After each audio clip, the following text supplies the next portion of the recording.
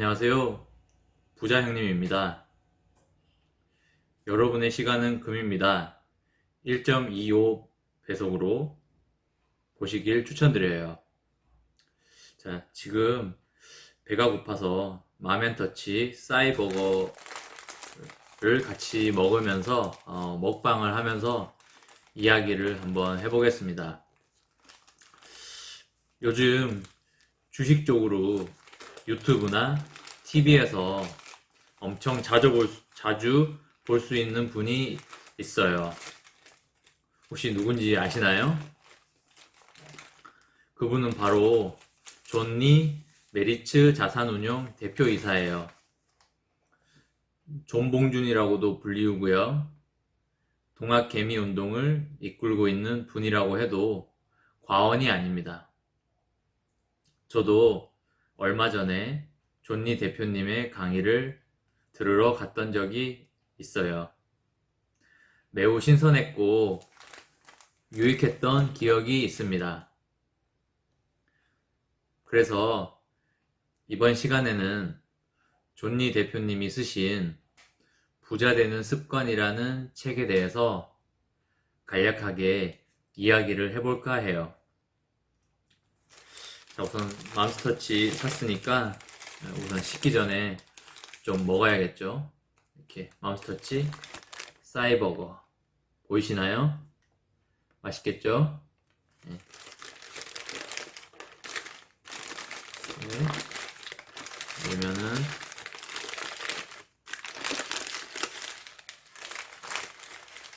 네, 이런 식으로 이렇게 싸이버거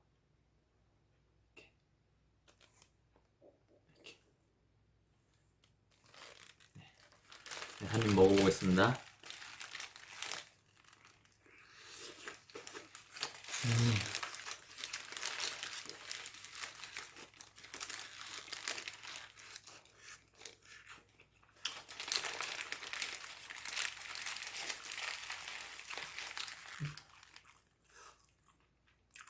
맛있어 보이나요?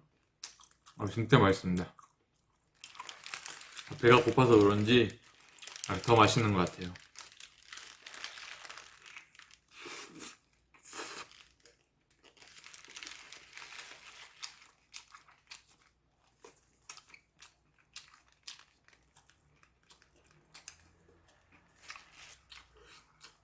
감자튀김도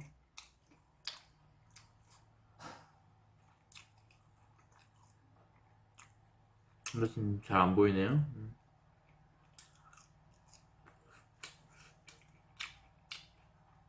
감자튀김이 산지 한 30분 정도 돼가지고 약간 눅눅합니다. 근데 맛있어요. 눅눅한데도 맛있어요.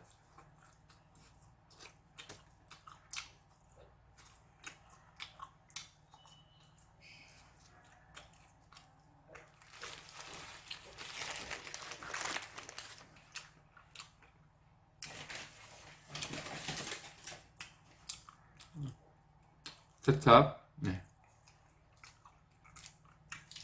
케찹 좀 뿌릴게요.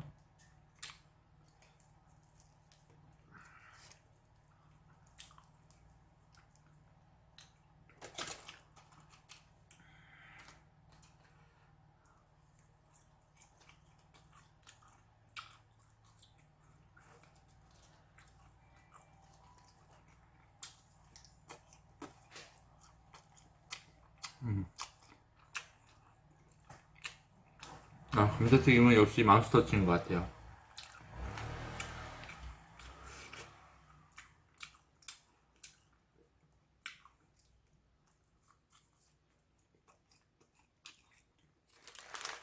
참고로 버거킹 감자튀김도 맛있습니다. 며칠 전에 먹었거든요. 진짜 맛있더라고요.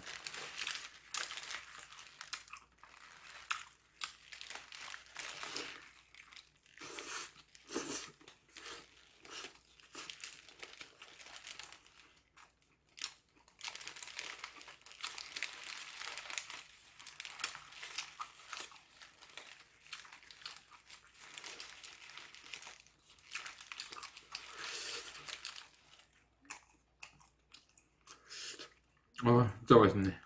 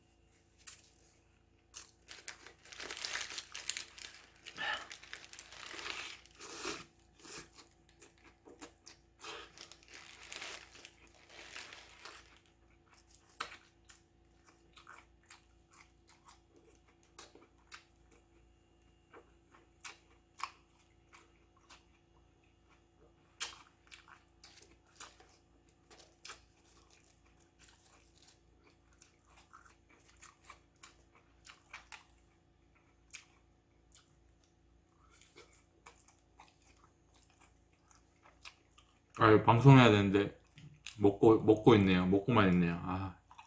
죄송해요.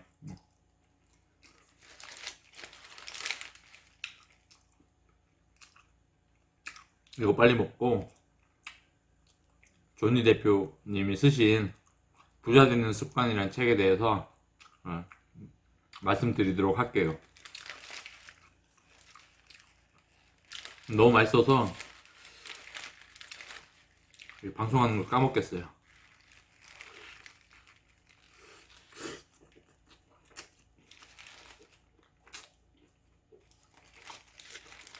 여러분도 맘스터치 이거 쌀버거 좋아하시는지 모르겠어요.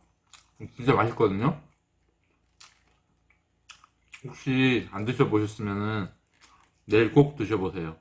진짜 맛있어요. 맘스터치 쌀버거.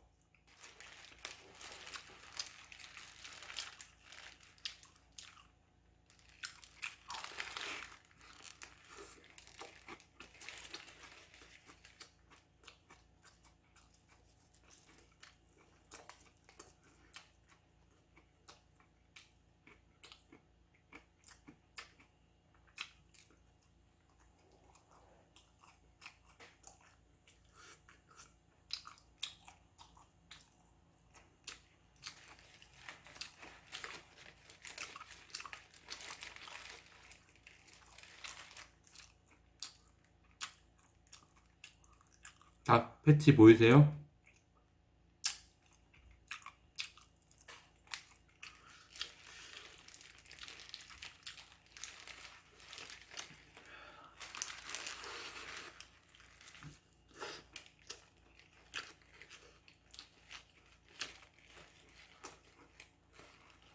음, 음,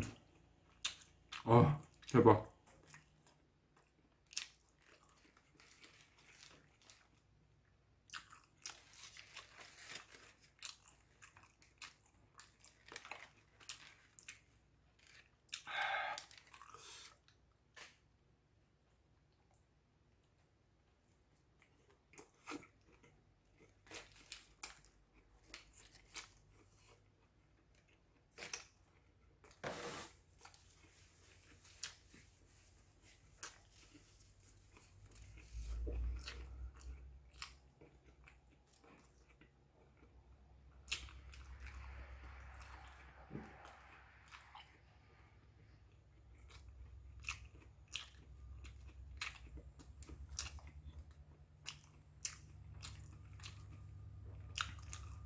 감자튀김 좋아하세요? 봐봐요.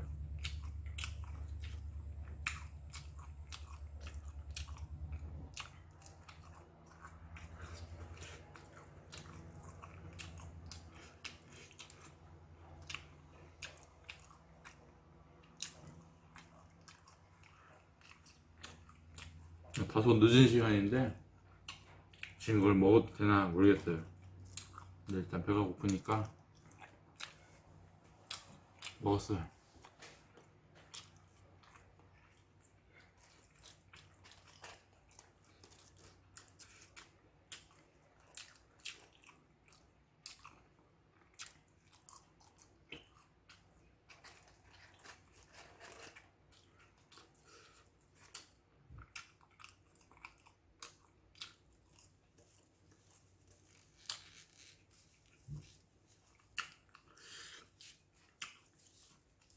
자, 이제 좀 먹었으니까요.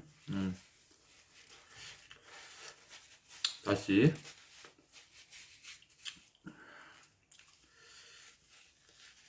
재테크 주식으로 돌아와서 한번 이야기를 해보겠습니다. 여러분, 저녁 맛있게 드셨는지 모르겠네요. 뭐 맛있는 거 드셨어요? 혹시 맛있는 거 드신 거 있으시면 댓글창에 좀 남겨주세요. 저도 먹어보게요.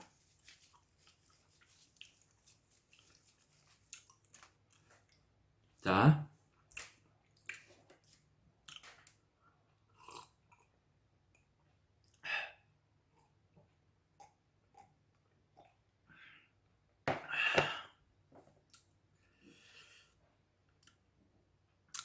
어디까지 했죠? 자, 네. 저도 얼마 전에 존니 대표님의 강의를 들었던 적이 있습니다. 예. 오신다고 해서 시간 맞춰서 들뜬 마음으로, 설레는 마음으로 가서 들었고요. 그 내용이 매우 신선했고 유익했던 것 같아요. 제가 평소에 갖고 있지 않았던 생각들을 많이 말씀해 주셔서 뜻깊고 좋은 시간이었던 것 같습니다. 자, 그래서 이번 시간에 존니 대표님이 쓰신 부자 되는 습관이라는 책에 대해서 여러분들과 함께 공유를 해볼까 해요. 우선 이 책이 저에게 준 영감은 일관성이라는 것이에요. 그 일관성에는 두 가지가 있는데 그 첫 번째는 책 제목인 존니의 부자 되는 습관에 나와 있듯이 습관이라는 뜻과 닿아 있습니다. 습관은 반복된 행위로부터 얻어지는 방식이라는 점에서 일관성과 상통합니다. 따라서 부자 되는 습관은 부자가 되기 위한 일관된 생각 혹은 태도나 행동으로 해석될 수 있을 것 같습니다. 네, 또 다른 하나는 이 책의 저자인 존니 대표의 일관성입니다. 직장인이 된 지 얼마 안 되어서 존니 대표의 강연을 우연치 않게 듣게 되었습니다. 대표라는 수식어 정도로 유명한 분이구나 하고 바라봤었는데 그때 존니 대표님의 그런 말씀과 메시지가 저에게는 되게 신선했어요. 네, 첫 번째로는 사교육 대신에 주식이나 펀드를 사줘라 라는 말이었고, 다른 하나는 금융 문맹에서 벗어나야 한다는 얘기였어요. 최근에 유퀴즈 온 더 블랙에 나오면서 또 한 번 그 메시지가 대중들에게 알려졌지만 사실 5년 넘게 경제 독립을 위한 버스 투어를 통해 금융 문맹에서 벗어나야 한다는 내용의 강연을 하고 있었다고 합니다. 이쯤 되면 꾸준함이나 일관성의 정도가 아니라 어느 한 사람의 철학이라고 부르는 게 맞을 것 같습니다. 저에게 있어서도 주식 투자를 함에 있어 첫 번째로 와닿은 그런 강연이었기 때문에 지금의 존버가 가능했을지도 모른다는 생각을 해봅니다. 존니 대표님의 이 책은 주식 투자를 시작하는 그런 사람들에게 쉽고 논리적인 그런 투자 철학을 마련해 줄 것이라고 그렇게 생각합니다. 그리고 책의 내용에 보면은 부자가 되지 못하는 세 가지 이유에 대해서 자세히 설명을 하고 있어요. 어, 첫 번째로 드는 얘기가 사교육비입니다. 한국가정경제연구소라는 조사에 따르면은 노후 준비를 하지 못하는 가장 큰 이유가 자녀의 교육 자금과 결혼 자금의 마련 때문이라고 합니다. 자녀 교육 자금을 쓰는 입장의 고민은 사실 아직 느껴보진 못했지만 한국에서 중고등학교를 보낸 사람으로서 간접 경험은 충분히 할 수 있다고 그렇게 생각을 해요. 물론 시골에서 드는 사교육비가 서울의 사교육비와는 비교할 바는 안 되겠지만 그래도 생활비도 급급한 저의 생활을 비추어 봐서는 이런 자녀의 학원비와 그런 부대 비용이 저축은커녕 저축은 생각지도 못하는 그런 것들이 아닐까 생각을 해봅니다.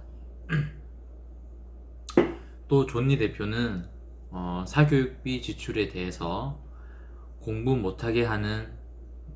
못하는 아이를 잘하게 만드는 확실한 방법이 아닐 뿐더러 설령 공부를 잘한다고 하더라도 그것이 부자로 직결되는 것은 아니라고 말을 하고 있습니다. 이런 불확실성에 노후와 아이의 삶까지 맡기는 것은 정말 무모한 일이며 나아가 국가 경쟁력에도 악영이라는 것을 강하게 주장하고 있어요. 따라서 사교육비 지출을 멈추고 그 돈으로 오히려 투자를 해야 한다. 이렇게 말을 하고 있습니다. 과감하게 사교육비를 줄이고 그 돈으로 투자를 하는 것이 본인과 아이에게도 더욱 행복한 삶을 줄 수 있을 거라고 말을 하고 있어요. 자, 사교육비 다음으로 두 번째는 자동차입니다. 부자가 되는데 방해되는 두 번째 큰 장애물은 자동차입니다. 저 역시 직장인이 된 후에 차를 몰고 있지만 시간이 지날수록 더 좋은 자동차에 대한 욕구가 늘어나고 있습니다. 자동차의 본연의 기능에 주목한다기보다는 우리가 소위 말하는 하차감, 혹시 하차감에 대해서 뭔지 아시나요? 네. 하차감이라는 것은 차에서 내릴 때 주변의 시선을 받는 느낌. 네, 그러니까 비싸고 고급 자동차일수록 이런 하차감이 높다는 거예요. 이런 하차감을 중요한 척도로 많은 사람들이 생각하고 있기 때문에 이런 외제 고급차를 많은 대중들이 꿈꾸고 있다는 것입니다. 네, 이런 욕구가 올라올 때마다 저를 통제하는 방법 중에 하나가 자동차를 사면 돈을 모으지 못한다. 나중에 돈을 많이 번 후에 좋은 차를 타자 라는 생각을 떠올리는 것인데요. 이 방법을 시작했던 게 바로 이런 존니 대표님의 말씀 덕분입니다. 자동차는 사는 순간부터 마이너스다. 즉, 사는 순간부터 감가상각이 된다. 라는 말과 함께 정말 사고자 한다면 중고차를 사라는 것입니다. 네. 이런 대화가 이 세계 네 번째 부호인 버핏의 자동차 철학으로 이어졌고, 이렇게 가만 보니 존니 대표의 철학도, 이런 자동차 철학도 이런 동일하다는 그런 생각을 해봤습니다. 지하철과 이런 버스를 저의 자동차로 생각해야 될 것 같습니다. 네. 이런 생각이 삶의 지배적이 되다 보니까 돈이 생기면, 예를 들어서 1,000만 원이 생기면 차를 살 게 아니라 이 1,000만 원으로 주식을 샀더라면 2,000만 원이 되고 3,000만 원이 되어 있겠다는 생각에 섣불리 이런 사치품, 소비재에 투자를 할 수가 없고 주식에 자연스럽게 투자를 하게 된다는 것입니다. 그런 생각이 머릿속에 있다 보니 자연스럽게 돈을 아끼는 그런 절약 습관이 몸에 자연스럽게 체화가 되고 있어요. 네. 그 다음으로 사교육비와 자동차 다음으로 세 번째는 부자처럼 보이려고 하는 라이프 스타일이 문제입니다. 2019년부터 SNS에 가장 유행했던 단어 중에 하나가 바로, 여러분 혹시 아시나요? 바로 소확행입니다. 네. 다들 소확행이 뭔지 아시죠? 소소하지만 확실한 행복이라는 이런 뜻인데요. 하지만 이런 본연의 그런 의미를 넘어서 과도한 소비 형태를 뜻하는 뜻으로 변질됐고, 2020년 올해에는 부를 자랑하면서 소비를 하는 플렉스라는 단어가 많이 유행을 하고 있습니다. 네, 저 역시도 이런 SNS에 소확행이나 플렉스를 하나의 재미있는 소재로 가끔 사용하기도 하는데요. 실제로 제가 말을 하는 것처럼 그렇게 실제 소비 습관이나 행위로까지는 사실은 나아가진 않습니다. 네, 그 이유는 소비를 통한 그런 행복에 점점 빠져들수록 가난해지는 속도는 점점 빨라진다는 것이기 때문이에요. 저의 현금 흐름이 소비하는 것보다 훨씬 많고, 네, 앞으로도 그런 현금 흐름이 유지될 가능성이 크다면 사실 큰 문제는 되지 않겠죠. 하지만 그렇지 않고 저에게 들어오는 현금 흐름보다 소비로 나가는 현금 흐름이 더 클 경우에는 절대 그런 행위를 해서는 안 된다고 저는 그렇게 생각하고 있습니다. 네. 제가 그런 소비를 통해 부자처럼 보일지는 모르겠지만 실제로 부자가 되는 건 아니기 때문이에요. 사실 여러분도 스타벅스 커피를 좋아하겠지만 저도 스타벅스 커피를 정말 습관처럼 거의 매주에 몇 번씩은 꼭 가곤 했습니다. 왠지 그 주에 스타벅스를 가지 않으면 뭔가를 하지 않은 그런 허전한 기분이 들 정도로, 그 정도로 심각한 상태였는데, 이제는 뭔가를 좀 깨닫고 투자에 대한 습관을 좀 체화를 시키면서 저 자신이 조금씩 변해가고 있습니다. 네, 이렇게 존니 대표님의 부자 되는 습관에 나오는 큰 세 가지 피해야 될 것에 대해서 말을 해 보았어요. 혹시나 이 세 가지가 여러분들의 생활 습관과 얼마나 닮아 있는지 한번 생각을 해 보시면 좋으실 것 같아요. 네.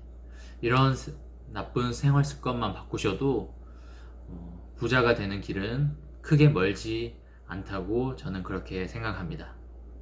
네. 이상으로 존니 대표님의 부자 되는 습관이라는 책에 대해서 이야기를 해 보았고요. 자, 구독, 좋아요, 알람 설정, 네, 꾹 눌러주시면 감사하겠습니다. 네. 좋은 밤 보내시고요. 네. 가족들과 또 좋은 시간 보내시고요. 자, 내일 뵙도록 하겠습니다. 감사합니다.